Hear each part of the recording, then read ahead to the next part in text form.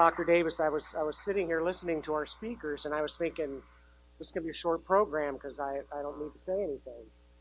That'll get a round of applause too, by the way. But but you're not that lucky. So it is my pleasure to welcome you again to the official opening of the 2017-18 academic year. We've had a chance to do that in so many ways over the last several days, whether it was initially at student orientations actually throughout the summer, or whether it was at welcome day on move-in day, or whether it was at night on the town. I think we had a great turnout downtown for night on the town, and then again today at opening convocation. To our seniors who will graduate this fall, great work. Keep it up. I subscribe to a work hard, play hard philosophy. This is the time to work harder than ever at developing yourself into the successful citizen and young professional you're about to become. Work with intensity and with intent. Also, have fun and enjoy your final year as an Olivet College student. To our new incoming students, particularly our freshmen, you're the graduating class of 2021. Yeah, give yourselves a hand. It's great to have you here. You're now members of a special community. 4 years will go by fast. Just ask the seniors. Take advantage of the opportunity before you. Fully commit yourself. You won't regret it. Now, for the past several years, I've been issuing a challenge to students at new student orientation. This challenge has 5 components, and I want to revisit them with you today. For our freshmen, I wonder if you remember them from earlier this summer. For our upperclassmen, I wonder if you remember, but more importantly, I wonder if these resonate with you still today. Do they seem true to you based on your several years of experience here as an Olivet College student? Do you think this is good advice for optimizing your experience and success? In many ways, they were also part of the themes that our students just shared with us a moment ago. So let me see if you can recall what these were. As I think I acknowledge most of the time at orientation, I say, I'm going to share these with you today, and you'll probably have forgot them by the time you walk out the door at the end of the program. But at some point, hopefully, they come back to consciousness and serve you well. So the first that I offered, does anybody remember what it is enough to shout out? It was become comfortable being uncomfortable. Become comfortable being uncomfortable. Why? We, as humans, like to be in our comfort zone, right? We don't like things that test our limits and make us uncomfortable. I think there's some natural biology in that, I suspect, right?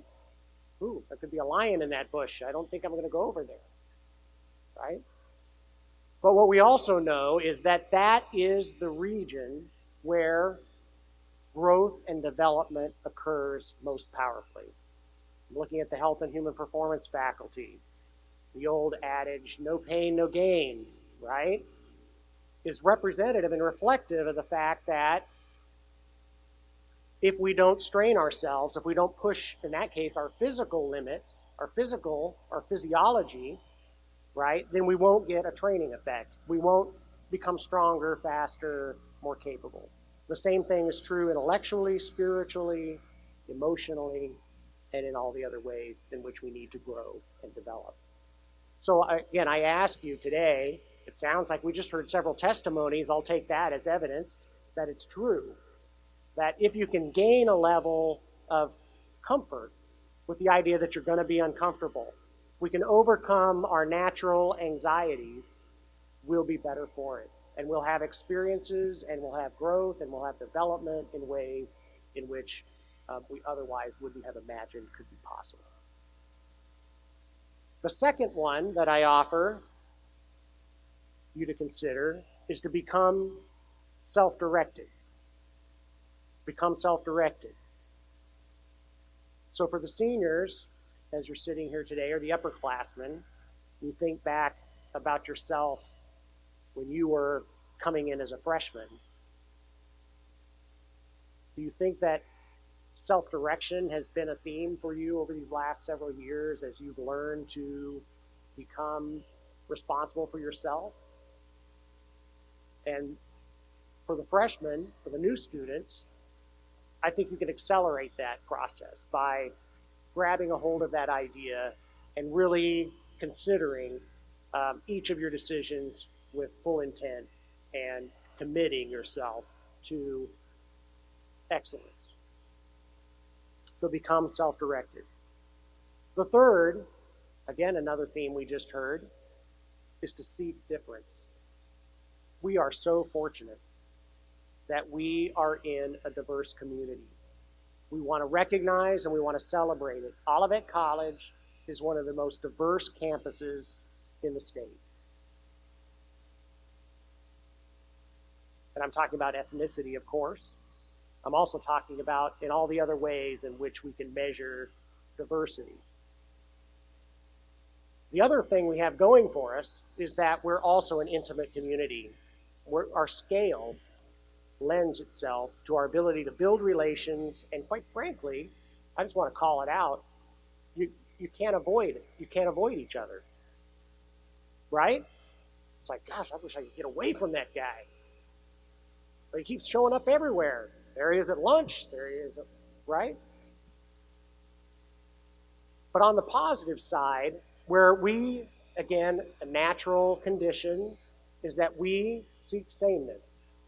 Don't we? Think about it. We tend to seek out sameness. Why? Because it reinforces who we are, right? It provides safety and security. It doesn't have to be malicious. Sometimes it's malicious. But just natural human behavior is that we seek things that reinforce ourselves and we seek sameness. Unfortunately, many of us come from communities of sameness. We go to churches of sameness. We watch television news of sameness.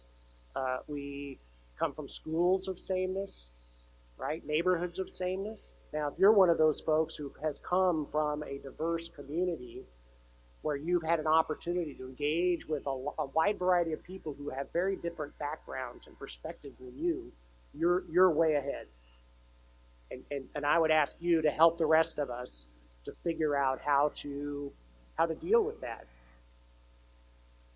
But I think if we recognize the special opportunity we have, that we're in a group of other people who have had life experiences that you cannot imagine, right?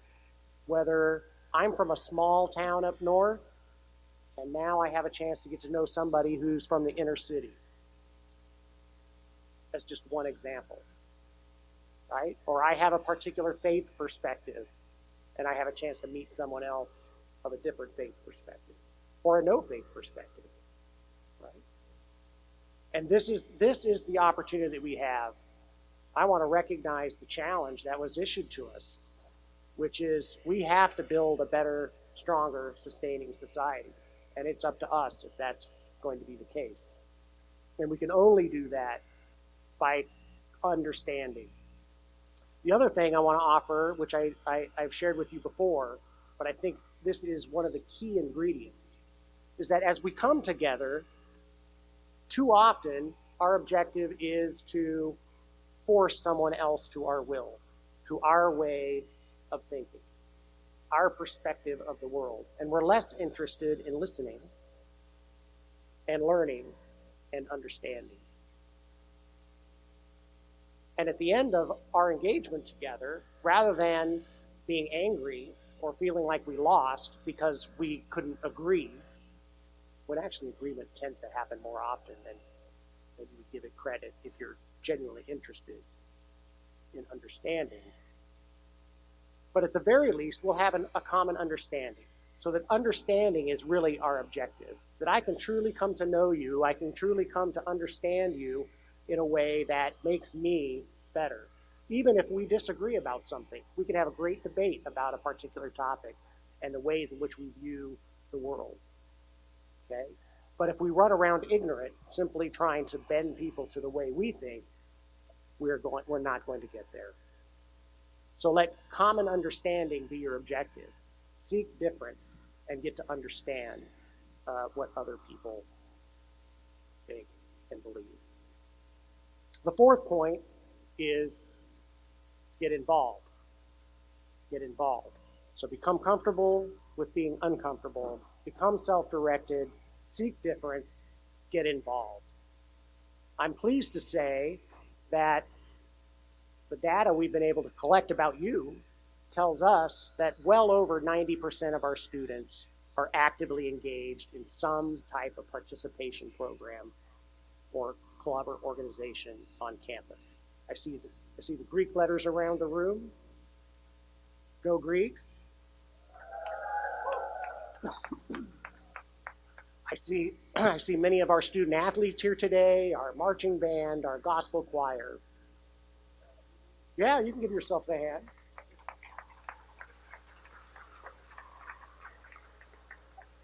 What we know is best about Olivet College is that this entire institution, this entire experience is set up to be participatory. It's set up to be participatory, right? To come here and have a transactional experience where you are passively engaged, you simply go to class and then go off to lead the rest of your life, is leaving something behind. And so active engagement on campus is critical.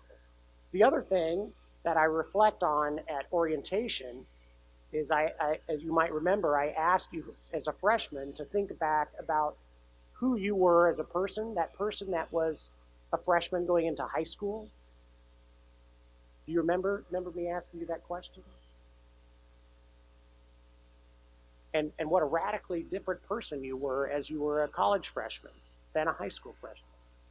Well, I want to ask the seniors, you remember that college freshman? Oh my goodness. The prediction I gave you at orientation was that transformation that happened from high school freshman to high school senior, that was a pretty big one. But that the college freshman to college senior would be like 10 times. Would you agree? Yeah. I think the point is that through engagement, through involvement, one, you're going to guide your evolution in a much more constructive and positive way, probably accelerate that transformation. And what it will do is it will continue to provide you with a set of experiences that you can begin to draw upon as your interests evolve. So that as you become less interested in the things that were your passions of the past, you now have a set of other interests that you can begin to build upon as you become the transformed person that you will become. And through engagement, you can chart that path and respond to those changing interests. And finally, the fifth one is with success comes what? Responsibility. Responsibility. Every person in this room right here should take pride in the level of success that they've already attained. It doesn't matter if I'm talking to the faculty and the staff, or if I'm talking to seniors who are about to graduate, or the freshmen who decided to commit themselves to this course of college education. What that does, we know, absolutely clear, sets you up to have levels of success into the future that, unfortunately, many others will not likely experience. Now, there are exceptions, but when we look at it in the whole, this is absolutely true. And you've heard me say this before, and I think it's one of the most important things that we can understand and then act upon that can both improve our own lives, but also change communities and respond to the challenge that we received a moment ago. And that is, if we're only interested in success for ourselves, which you should be interested in, by the way, right? That That's fine. So I want you, just like I want to have success in all the ways in which you want to find success, whether it's economically, whether it's in relationships, whether it's health and well-being, right? All of those things I want you to have for your own improvement. But if that is the only score we're going to keep and declare victory, we're lost. We're lost as a community, we're lost as a society, and we'll never have that sort of coming together that we've been talking about. So with that success, we then have to commit ourselves. We have a responsibility because we are in a better place to make a difference in the communities in which we find ourselves. And again, that can be your college and your school, that can be your church, that can be your neighborhood, that can be your city, that can be your state or your country or the world. The challenge before you is to find those places where your passions lie, where your success can then be directed to make a better world for others. So with that, I believe these keys to success are critical if you're going to take full advantage of your opportunity here at Olivet College. I think we heard 4 powerful testimonies about the application of these principles in their lives, and I'm pretty confident we just started the line right here. We could find a long line of others here in the audience that probably could provide the same testimony. To the faculty and the staff, I ask you to ensure you're committed to these goals as well, both for yourself and for our students. Don't just wait for students to get involved. Invite them to get involved and expect them to get involved. Challenge them to try and to do new things. Help them to expand their interests. And most importantly, help them to become uncomfortable. I think we're already on that path, right? Do it in a way that is safe, caring, nurturing, educationally appropriate, and helps them to gain a confidence and self-directed desire to move out of their comfort zone so that they can grow and develop into the successful and fulfilled people they're capable of being.